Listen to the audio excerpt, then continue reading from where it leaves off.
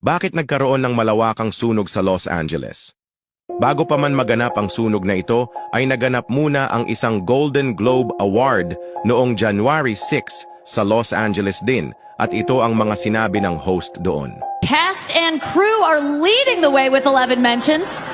Moms are holding strong with 3 shout-outs. God, creator of the universe, 0 mentions.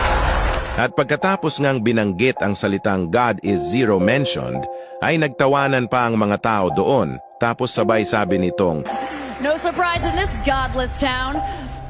at pagkatapos nga lang ng ilang mga araw, ay naganap na ang malawakang sunog sa bayan ng Los Angeles na kung saan ay patuloy itong lumalaki at lumalawak ang apoy kahit na pilit pa nila itong inaapula, kung saan ay aabot na sa 200,000 na pamilya na ang naapektuhan.